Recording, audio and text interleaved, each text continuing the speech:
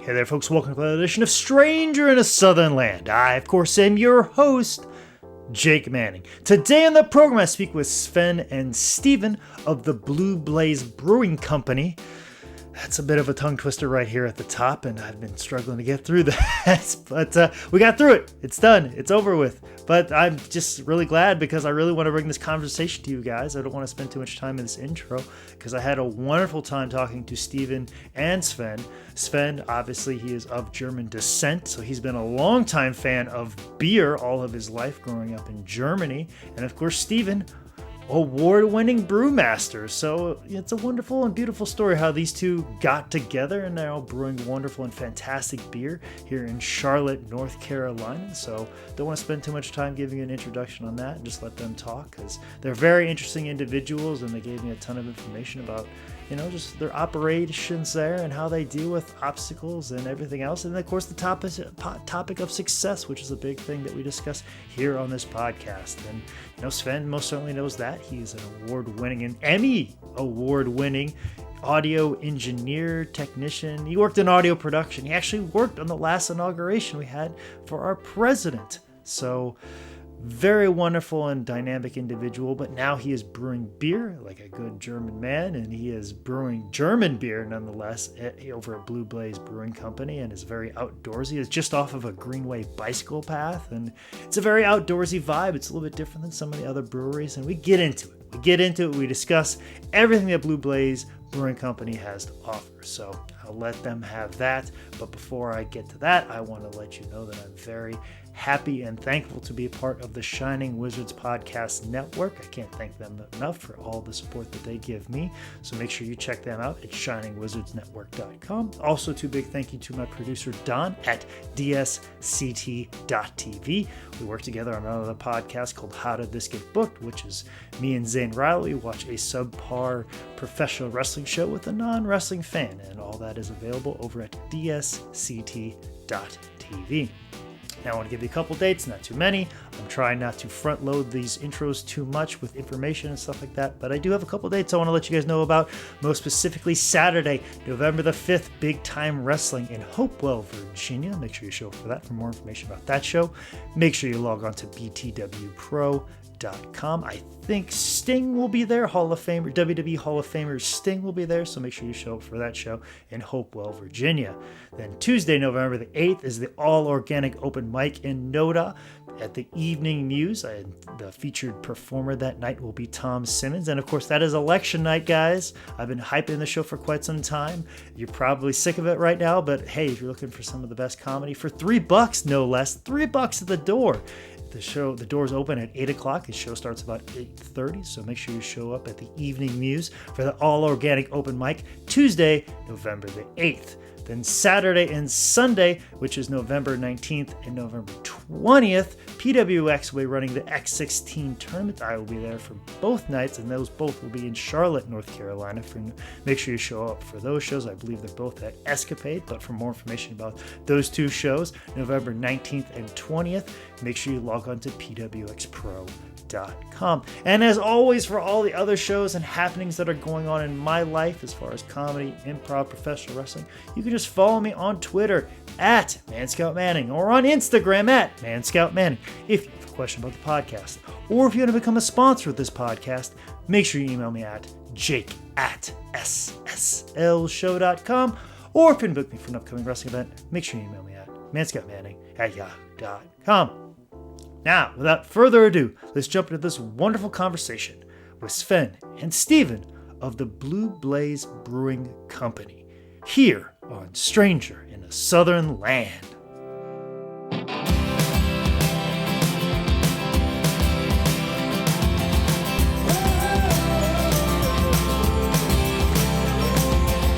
And he's editing anyway. Yeah, I do, and I do a big flowery intro and stuff like that. So, like, you know, we're just going to be jumping right into the conversation and rolling right into it because I'm sitting here with Steve Turner. Steve Turner. Go ahead and put the microphone a little bit closer to your face. Steve Turner, head Okay. brewer. Okay, and Sven. Sven Giersman, owner and co-founder. Okay. From Blue Blaze. for from Blue Blaze Yeah. Brewing Company. Blue Blaze Brewing Company. Okay, I didn't know if it was brewery, brewing company. It gets a little particular that way sometimes It's with a tongue breweries. breaker, no? Yeah, it is. It really is. Say it 3 times very fast. That's why I took the big pause between Blue Blaze Brewing Company. I have that problem where just everything, blends together and stuff like that. Yeah. But gentlemen, this is a fantastic facility here. Yeah, I thank can't. you. This is just a beautiful, and I'm kind of a bloodhound when it comes to breweries here Mm-hmm. in Charlotte, North Carolina, and I hadn't heard about you guys, and then when I found out about you, I need to sit down with these people. This place looks amazing. Yeah, thank you. Especially this facility here. Do you know what this building used to be before it was a brewery? It was a cotton mill, no? Dry storage Yeah. for the last gas with the cotton mill at the Savona Mill. Mm-hmm.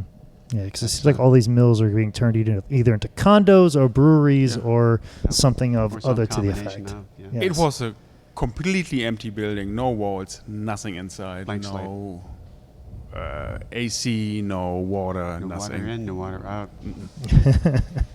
And you guys just took it over now Yes. and just renovated everything. 6 months of a lot of work and sweat and It was more like 12 dog years. yes, That's a good way to put Seemed it. like a very long time. Mm-hmm.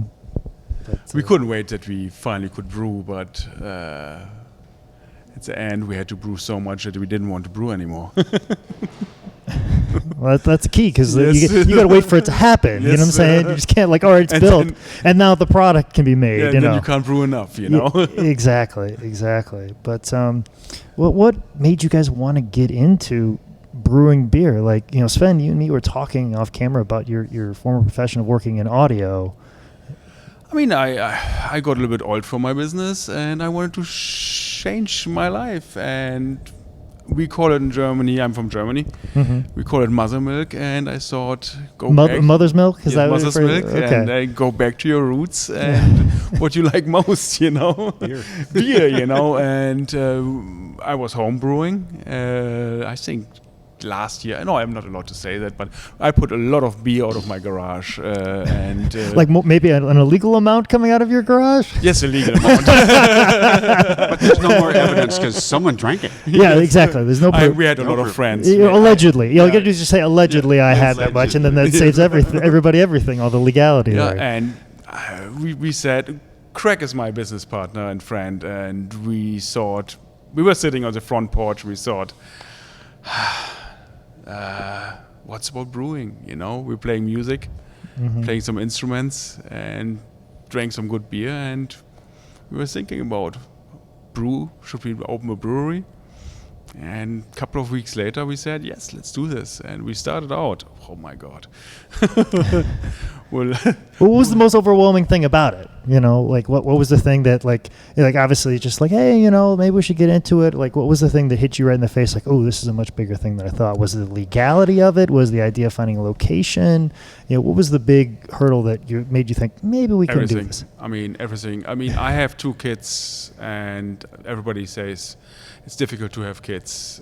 But I think open a small business is more difficult than I have 2 boys, It's more difficult than I have 2 boys, And I think all the legal work, working with architects, then swinging the hammer. Yes, we knew he was helping us. He was our consultant, and he lived in Colorado. Mm-hmm. And he gave us a lot of advice, how to do it, what we need, and to organize everything and get a straight line and a go, and that we don't do mistakes which later on would bite us somewhere. Was difficult, And finally we are open, and it's still difficult, It's a lot, It's not only brewing. I think that's what we do mostly not. It's cleaning. It's Craig complains a lot of what is administrative work and payrolls. There's a lot to it, But I enjoy it. I mean, today we were brewing a nice beer, and I'm happy. Sun's out, you're brewing beer. There's nothing wrong with that. That's for Nothing wrong sure. with that. Yes. Now, Steve, he said you came in as a consultant. Now, how do you get roped into this, and how do you end up? You said he was in Colorado. I was. What?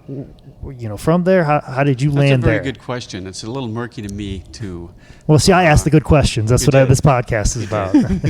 I've got nearly 20 years experience in craft brewing as a professional brewer, a consultant, brewery owner, and I was consulting for these guys for reference from a mutual friend, great brewer. Well, what's a resume? Do you any like lists of craft beers that we can list here? That you've Don't consulted show with? off. He can. Well, let's show off then. Let's tell about your background. Sure. First, I went through the American Brewers Guild. Mm-hmm. I also have certification through the Institute of Brewing and Distilling. I have a couple GABF medals, a couple World Beer Cup medals, large brew pub of the year in the Great American Beer Festival, and a bunch of experience making beer. Owned my own brewery for a few years in Boulder. Sold that to my partner. Went into consulting, and I was also helping set up the fermentation science program at Colorado State University in Fort Collins, where I was living and where I was a student. So it was a way to give back, and my consulting is going just fine. And then I ran into these guys, and we got along really well. We share a similar vision about approachable beers, trying to get craft beer into the mainstream, brew quality beers, strive for world-class beer, and the whole trail aesthetic that they wanted to establish appealed to me. And they were interviewing the short list of head brewers. Just before Christmas time, about the first of the year, a year or so ago, 2014? 2014, yes. Yeah, a long time ago. Okay. And we interviewed them on a conference call, and when we were done, we talked again. Like, it wasn't my feeling that these guys were the pick of the crop. There was nobody local. There were maybe some C+, B candidates, and we left it at that. I got off the phone. I told my wife, I think I could have that job if I wanted it. She goes, "Do you want to leave Colorado?" I said, "Hell no." But they called back, and they offered me at the job. same time, when he, I think, talked to his wife, I said to Craig, I'm not happy with those candidates. I want Steve. He is, I think, the right person for us. And Craig said, "I think it doesn't cost to ask." And then we called him, and we didn't know that he just talked with his wife. And we gave him the question. He said, "Let me think about it, but I'm interested." Yeah. I said I was willing to talk about it. Something like that. Something like that. Yeah. So we had a Something very conversation. open-ended. Yes, very open-ended. They flew me out here for almost 2 weeks. Brought my wife out for a weekend. So I got to meet Deutsche Beverage, the people that made our equipment. Were bringing it in. Their friends, their partners, investors, bankers. Check out the brew scene in Charlotte, which I found I think you're about 15 years behind Colorado. Yeah. There are a lot of breweries here. Okay. Let me put this in perspective. Okay. Fort Let me Collins- fix this camera real quick before we get there. But no, continue talking. Okay. Still this. Fort Collins is a city of 150,000 people. Charlotte's about 1.5 million, roughly. There are twice as many breweries in Fort Collins as there are in Charlotte. Yeah. So that made me think that there's a great opportunity here in a short window of only a couple of years for somebody to put in another packaging brewery, large brewery. And then after that, breweries become neighborhood breweries, more like neighborhood bars, or breweries in Germany, or before we ruined our own beer culture with Prohibition. We're just getting back to that level of breweries now, and Charlotte's behind the curve, but really enthusiastic about beer in this community and craft beer. People are excited about it. So we talked for a long time, and then finally made the decision that this would be a good move to be part of this community and bring my family out here. Okay. That's I find it interesting to say like 15. So you've seen like fluctuations and stuff like that with like breweries popping in, because that's the thing that's kind of interesting I think about Charlotte, is that like there's so many now, and then anytime I see like a business grow that fast, my first thought, me being the pessimistic person that I am, is like, when's the bubble burst? You know what I'm saying? And I'm sure you've seen that as well. And I know there's been different inflections of craft beer, like in the early 90s, and then it disappears and stuff like that. But like, do you feel like, a city like Charlotte can withstand like large amounts of breweries and stuff like that? Like, is this type of growth and progression that the city's seen, is that like something that can be sustained through over the years? I think in the last 20 years, I've seen craft brewing grow from a fad to a trend. And I think that there's enough momentum now that it's unstoppable. There'll be a saturation point, but I think we have a long way to go before we get there. This city could probably handle 40 breweries. Yeah. Wow. I mean, we had 2 to 3% of the consumption here of beer. 2 to 3%, not more. We have very little of the market. Oh, wow. Think about that. And if you talk about... I know, right? Puts a If barrel you talk on- about small breweries that just serve a few blocks in their area, like a neighborhood bar, there's room for a lot of breweries. So if And you that's a great little model, too. Yeah, when you put it like that, that does make a little more sense, because I grew up in a small community in Iowa, and every place has its own little bar and stuff That's like right. that. So like if you equate it as these breweries, as they're just producing a local product, but is your neighborhood bar and the thing you walk to and you go to, like you're servicing this area around here. I guess that's an interesting way to think about it. So I never thought of it that way, but probably opened my eyes a little bit that way. But anyways, you came here, what were obviously, other than the weather, what was the most attractive thing to you about Charlotte, Steve? Well, the weather was the most attractive thing. But I thought it was my backyard fireplace and playing guitar or something like this. that was pretty awesome, too. Yeah, I was romancing, wine and dine. I was happy as a girl in a party dress. Yes. It was It was summer dress, I thought. summer party dress. Yeah. Friendly people, great culture, a lot of millennials, a lot of young people attracted to craft brewing. The enthusiasm out here is pretty cool. In Colorado, there's a lot of breweries, but there's been a lot of breweries for a long time. And a brewery opens, okay, another brewery opened. A brewery opens here, half the town shows up. And the TV station shows up, as they did for our grand opening party. And podcasters and Yes. everybody with a microphone and a camera. So Yeah, Exactly. I mean, I'm from Germany. I know. I grew up with beer. Right now, in the United States, it's the most interesting beer market in the world. True. I mean, in Germany you get German beer. In Belgium you get Belgian beer. But here you get what you want, and people are really put out what they want, And I like that. I just came from Germany, and people slowly start to make their own IPAs. Home brewing starts there, and they make IPAs. So they make even English beers in Germany, in the garage. Yeah. But, In but, secret. I don't make airplane jokes, no. But it's the most interesting scene in the world, the U.S. beer scene, and. Same what happened with Napa Valley in the 70s, I think is happening right now with beer in the United States. Absolutely. Now, Steve, when you came here, obviously North Carolina has a lot of interesting laws and regulations towards alcohol, and especially beer. Beer's a little more relaxed than the distillers, but was that something that surprised you coming from Colorado, or has Colorado had a lot of legalities to it? Colorado has some legalities, but not quite as much enforcement. The ABC people are quite active here. That I didn't expect. Yeah. But you have some positive things like growler shops. That's not part of the Colorado scene. So, not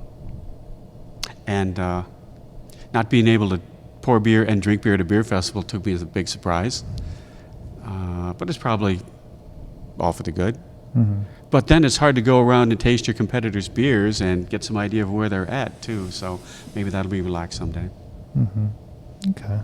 Well, when you guys finally got together and you're deciding what you want out of this place, what were some like early ideas and stuff like that we're like, this is exactly what we want and this is how we present? Or was there something like, I want this, but I'm probably going to get this done? What were some of the early ideas that we saw, didn't see, and what we see now?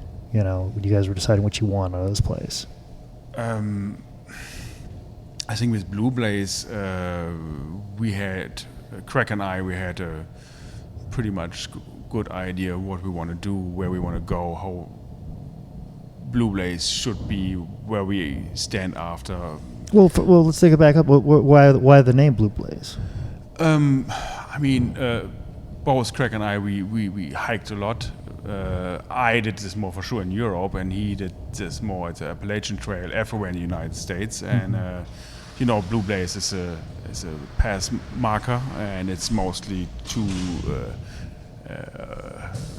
a water source, to a refreshing place as a Appalachian Trail. And so this was the first idea, and then from there we were building everything. That we are outdoor-oriented company, and we like that bikers are coming, mountain bikers. We like hikers and backpacking, and it looks also very natural here, you know, as a place with wood and you're backed up right to the woods over we here. We have the greenway right here, and I mean, so that's going to stay green forever because it's set up that way. Because that's the nice where my house is. There's like a nature reserve in the back, so I'm not going to have a backdoor neighbor. You know? So that's always nice to be in those areas here in the city. It is. You know, but you say very outdoorsy and stuff like that. That was kind of your design. But when it came to the beer, what type of beers did you want to serve here specifically? I think we want classic beers, traditional, German, English, and some American styles. And all of it with our own interpretation.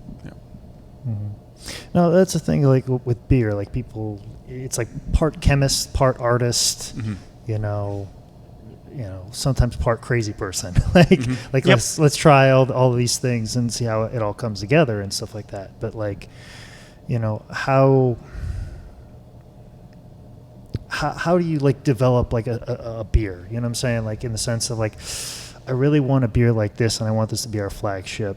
You know, like a good Pilsner. You know what I'm saying? Some people, you know, toot the horn and like, we got a good IPA, or some people like, I got a good pale ale. Like, what's a style of beer that you really stand behind? Like, I want a Blue Blaze to have the best whatever type of beer.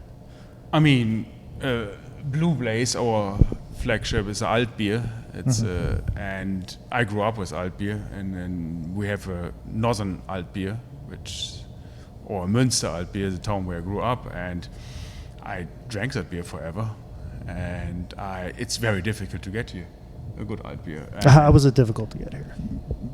It's not too many companies are offering alt beer. It's not a popular style. No, just not popular. Nobody else is. So that's your idea. Is like you know. It's dark but really refreshing. Crisp, clean, finishes dry. And so where I grew up with. And I thought it's good to have a beer like this here, and I like personally clean, crisp beers, which are easy drinkable, and which you can drink forever. You know. Yeah, the idea is you want them to drink more. You know, that's always the thing too. Like you can have one and like, I feel like I just like drank a loaf of bread. No, beers are pretty light actually, and they're not too strong. I mean, ABV wise, most of them are 5%. I think we top out at 6.1. Yeah. So you can have a couple and then still drive home. You know, just have one. Still have a conversation. That's right. But it's the same. We have some crisp beers, which are easy drinkable. But then we offer also a stout, chocolate milk stout, a black IPA, which is not a everyday IPA, and then the amber, the Kolsch. The Kolsch. Another German ale. Crisp golden ale. And then I don't know how many seasonals we can make. So we try to throw out every week, every second week, a new beer on a small batch, but so that we can offer a little bit more here in the tap room, so that you can come and drink a new beer, and our flagships are here. Yeah, and that's what I find interesting about breweries is you make those small batches every week, and then you know that's still experimenting. Like maybe you find something that's really good, And that's, the scientific of it. You're going to keep trying and trying, and all of a sudden, boom, something's going to hit. I'm like, no, this needs to be. You're testing the market at the same time too. If two half barrels went quick, then they liked it, and and then you put it another time out. If the beer went same quick, you have a runner there, So sometimes we have one that's a good beer, but maybe people don't drink it fast. It sells like creeping death. Maybe we pass on that one, move on to something else. So the tap room gives us our own focus group and tells us a lot about what our beers can do. If we have a couple kegs, that's fine.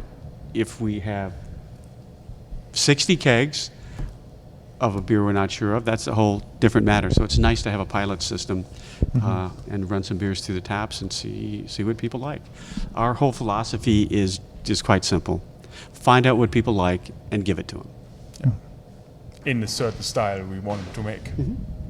Yeah, because you have a lot of particular beers. I mean, just looking at your list, there's just over our shoulder and stuff like that. For new brewery, like usually, like I'll see like 5 or 6 and stuff like that. But you guys have a lot of pulls on there and a lot of different stuff up there. So like, and I appreciate the wide variety of stuff. But like, as far as like the tap room and stuff like that, what are some like things that you wanted to provide here that makes you different than any other brewery tap room available here in Charlotte? Like you said, we have bushes and green around us. When you look out of those big windows. I like the woodwork. It's warm. You can relax. I very much relaxed when I came in, for sure. Yes, you've been sitting here for quite a while. I didn't mean it like that. I wasn't going to that. You can grab instruments and just play. So you can grab those guitars off the wall. It's written players. And we have every Thursday evening acoustic jamming. Everybody can come, and if you don't have an instrument, you can grab it from the wall. Bass, whatever you want to play, even a banjo. You're just enabling that guy that gets the guitar at the party, aren't you? Like, you're just enabling that guy. Several. Why not? Yeah. Like I said, you got several guitars up there. Just giving them all like. If you can't play, it takes the guitar away. Here's a beer. Give me the guitar. But we have rocking chairs. We have a fire pit. You can come here and relax. Yeah, and you're just kind of tucked away from just off of everything and stuff like That's that. true. We're not near South End. We're not near the other breweries. There's no synergy here for us. Yeah. So we need to make our way in this neighborhood, in this community, and blaze our own trail.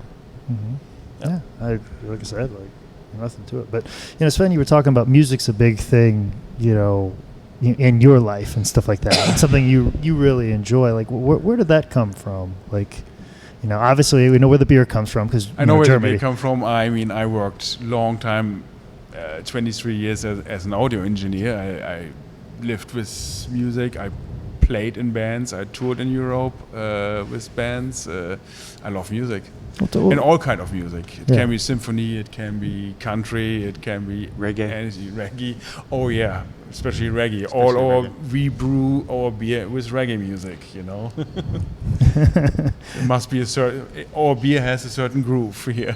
It does. That's the thing about brewing beer. It is a very blue collar thing where you can be like just off in the warehouse. Oh, you can go ahead and go, Steve. It's fine.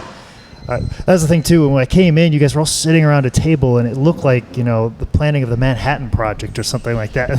There, we did. But then, he's there. Let's look. We're brewing. Yeah, like you look very, very serious at that time when I walked in and stuff like that. But like I said, it's very scientific, but very blue collar. You guys got radio turned up. You're making a product that you're going to push out to people and stuff like that. And I just think that's awesome and stuff like that. This is how we brew and how beer should come out. And it's something between science and fun, True. And it's got to be something different from what you used to have, Sven, in that, like you worked as, you said, like an audio engineer would be the and like you were telling me off camera, like all the projects you worked on and stuff like that, Yeah, I had also fun. We were also listening to music every day, but I did a long time audio and Did you just tell me some of the events? Like you said, you you want to hear what? Yeah, because we were talking about like because my uncle is a sound recordist as well, and he works at the Super Bowl. And I was head engineer of the last inauguration. I've got an Emmy in live sound on tape, and I was 8 years head engineer of Times Square, New York. Drop off the ball. This is. I know where you're going. This is really stressy. No sleep, a lot of pressure, because 8 o'clock is the show every time, and it has to be done. And you can't push making beer. We said we are here at 2 o'clock, 1 o'clock, and we weren't ready. But you have to give the time. No, but you had a product, you had something to produce and stuff like that. I completely understand that because that's how my small business operates as well. Yeah. My background is in also production as well, so I understand that. But your job is very stressful, and you're working for somebody else always. You're always delivering a product for somebody else, but now you're the boss and you're delivering a product. Is that more comforting for you? Because that's kind of how I started doing this podcast. I got tired of working on projects for other people, and I wanted to work on projects for myself. Was that also kind of the reason you wanted to move on to this? I was looking forward to do something more relaxed and more where you have slightly different working times, and in production you build something and then you break it down. And here we build something, and you can look at it even months later, and you say, "I did this," and you can even consume it, and you're happy.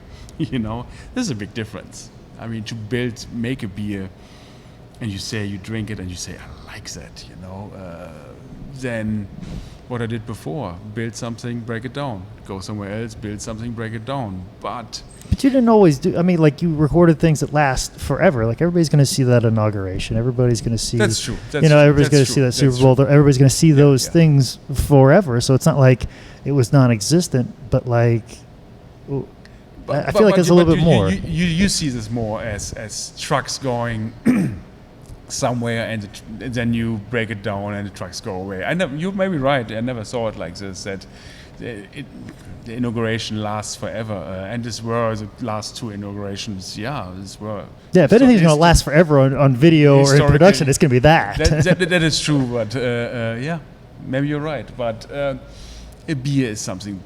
There's more creativity behind to make a beer. It's you work on the taste. It's something different also.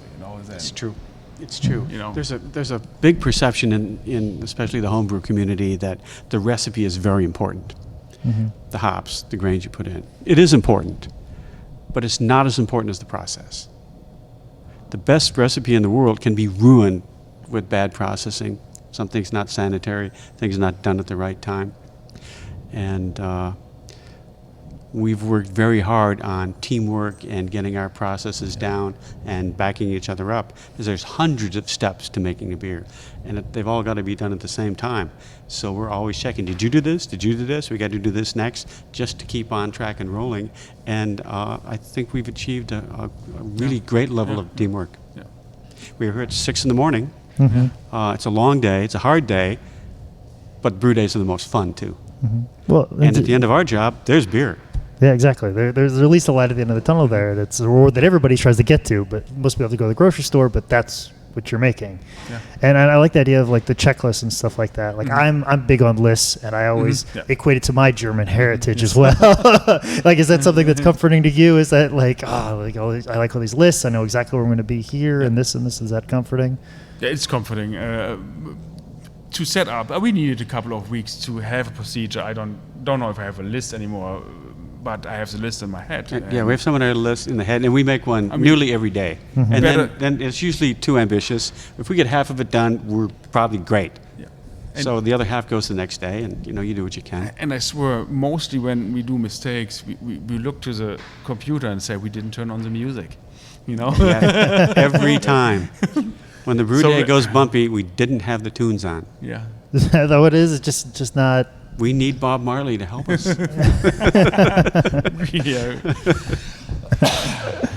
Oh yeah, like I said, because that's what I like to work. Is very, I make a list of everything I would do for the week. What's the way I do? And like I probably have 3 lists in front of my computer right now. This is what I have to do when I'm in this front of this computer. This is what I have to do by the end of the week, and then this is something I have to. These are all the things I have to grab when I'm out. Yep. And that's how I like to operate. So you work the same way. That way is. We do. When we fill out a brewer's report, that really is a list. Mm-hmm. It's a chronological list of what happens in time, and then it's a list of specifications taken at the correct time. So we start out a brew day with a large list. Yeah, and that has to be done completely. We're talking only brew day here, but it's the same. We have to fix the facility. I mean, sweep and clean the facility, repair if there's something to repair. That's a different list. Mm-hmm. This is when someone is telling you something broke, and this is in between brewing or kegging or whatever is happening. You fill another list out, and you have to do this in between. So being a business owner of a brewery, it's a never-ending list, and you cross out the top, and the bottom gets longer and longer, Mm-hmm. So yeah. But like when you say that you wanted to be a brewer because you'd have a little bit more time and stuff like that, have you found out that that's not necessarily the case? Like it seems like you're working more. It seems like to me you'd be working more hours running your own business than being contracted out. Yes. Yeah, but at least then I'm at home. So it was the travel that was getting to you. I mean, more than if you're anything. 180 days away from home, I'm more home. Yes, I work also a lot right now, but. You're right. It's for my business. It's for our business, and building a team with people which you hired or which work with you is also interesting. Like you said before, to being a boss and come up with work and give a direction. That's new as a business owner. And it's not easy, but you grow from it, if you make it right. Mm-hmm. And it is very much like a 24-hour business. Like I work for an online company, so we're open all hours of the day. So there's always an email, a complaint email, a request, a ticket submitted of some sort, all hours of the day. And that's something that I've always struggled on. How do I shut off? You know what I'm saying? If I get an email at 9:30 at night, I know. And I've just left the office 2 hours ago, as obviously, beer is brewing or sitting or in kegs or whatever, and it's still technically working. And if a problem comes up, one of you guys have to handle it. How do you guys shut yourself off? And focus? Is there a certain method? You're like, okay, I'm not going to check emails at this certain time, or is there like, I've left the office, I don't want to talk? Like, how do you compartmentalize that part? We are now 4 months open, and I have to learn this myself. Yeah. It's a new challenge. I don't know how to cut off. I think I have kids, wife. We go hiking. I have dogs. I think mostly when I go outside, hiking, walking, that's where I relax. I like swimming. Mm-hmm. I need to be active to cut off, and then you get tired and you fall asleep. Mm-hmm. But yes, you're right. You wake up or in the night this last email where you thought you relax. Your brain is working again, and you're right on it. That's a big difference. Oh yeah, that's a concern. This was a difference to my old job. I could walk away. Really? I mean, show was done. You walked away. That is true. There's a completion there. Yeah, where there's no completion here whatsoever. No, that's not. But I like it. I mean, this was a dream to do and to follow a dream. It's not everything is easy, but it's a dream, and we got there. What about you, Steve? You've been doing this for quite some time, and you've worn different hats, I'm sure, throughout your brewing career. How are you able to shut it all down at night? Looking back, being a brewery owner is the most stressful and the hardest to shut off. But a long time ago, I heard a famous quote from Winston Churchill during the darkest days of the war. Somebody asked him, "How do you sleep at night, carrying all of this burden of responsibility?" And he says, "I punch the pillow, say the hell with everybody, and I go to sleep." And I've tried to do that myself. I have to try that, you know. It works. Yeah, you go to sleep out of spite almost. You do. You kind of force it out of your mind. It's like I heard Shut the faucet. I've heard the similar story about a Baltimore Colts, I think defensive lineman or linebacker or whatever, and he was like on like the bed, like he was hanging onto the bed rail, and he was laying there like this with his eyes closed, and like you know, what are you doing? He goes, "I'm sleeping, quiet." Like, he's forcing, like, tensing himself up just to sleep.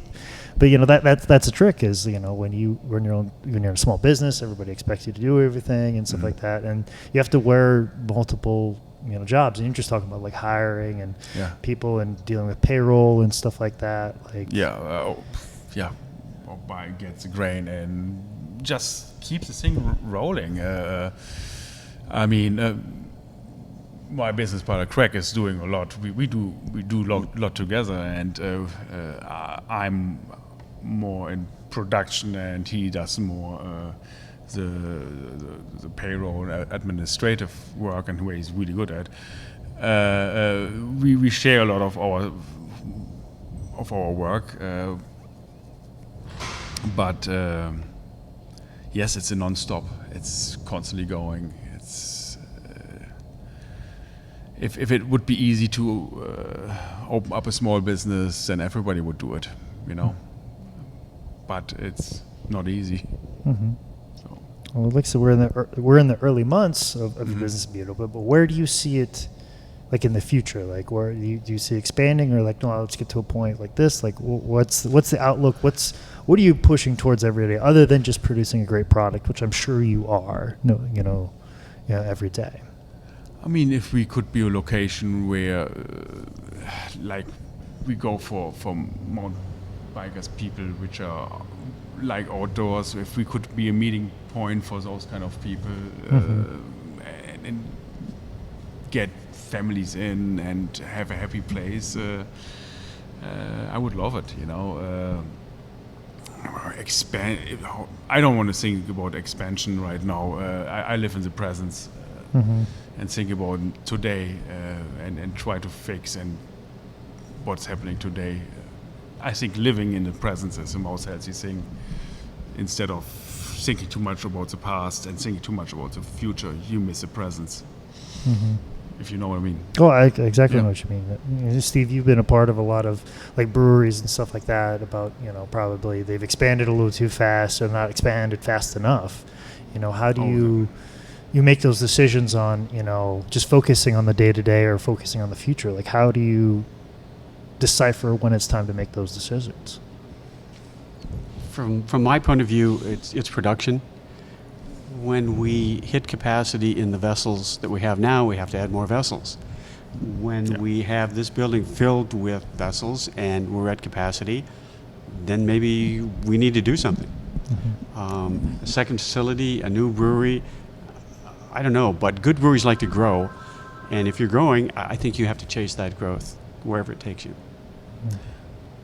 I mean, with the legal process and the financial process, you have to start early.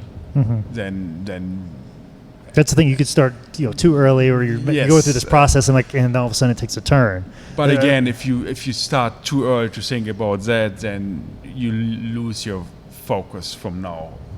What you actually really have to do now. And yes, we all have a focus. What we want to focus, what we want to do. We have a direction. But right now, I'm thinking more about what are we doing now, and that's the most important to know, you know.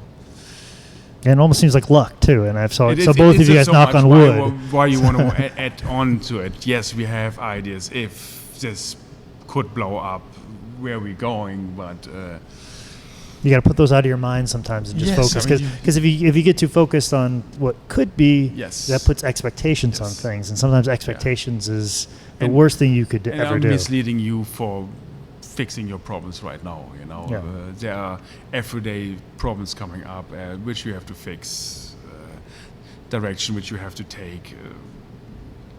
I mean, if I would think again what I want to do in 4 or 5 years, I can't focus on the things today.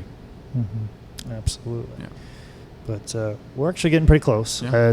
towards the end, and I want to leave enough time to answer this question, because it's the question I build to in all of my interviews and stuff like that. So I want to leave more than enough time, because I'm sure you guys are going to be a fantastic answer. So. Maybe it's an awesome question. It is the $1 million question. Yeah. That's basically is I sit everybody down. Like I told you, I talk to people of all walks of life. I talk to pro wrestlers, comedians, politicians, brewers, distillers, wineries, all types of different people of all different walks of life and varying degrees of success. New brewers, old brewers. People that just started stand up, people that have been doing it for 10 years, whatever.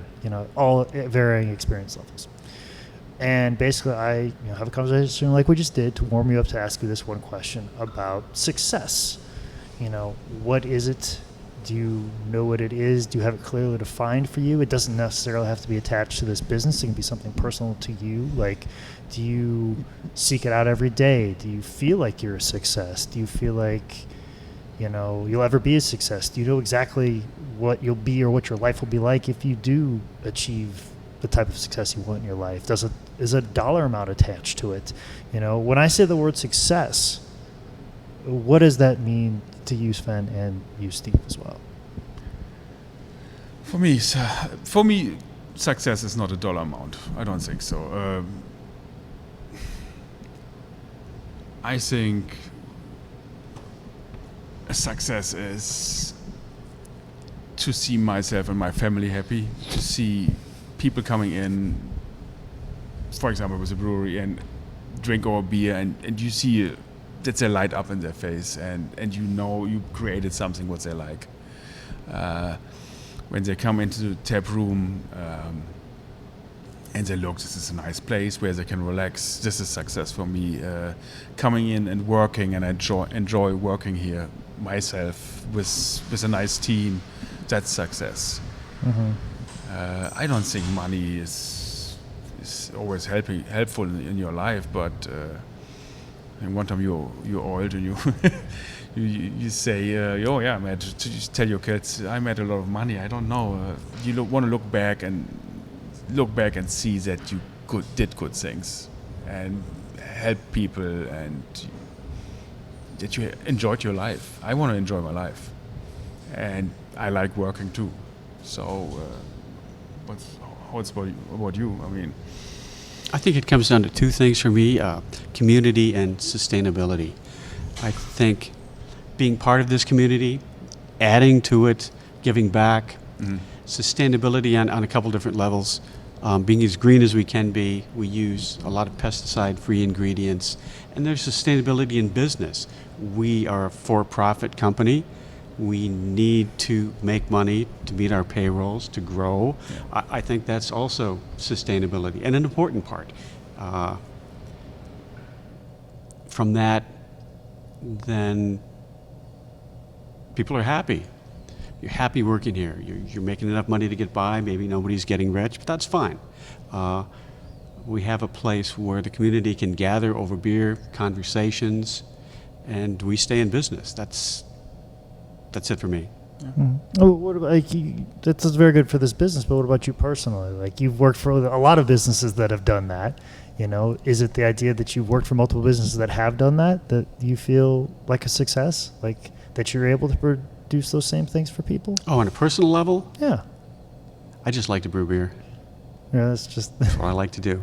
And if I can make a living doing it, I'm very happy. Okay. My time away from brewing as a consultant, consulting was great. Working at the university was great, but it's not brewing beer. So really what brought me out here was a chance to brew beer and get a little piece of the action. And it's a very cool city, very friendly. These guys have a terrific vision. They've really put together a wonderful place. And I think it's a good place to be.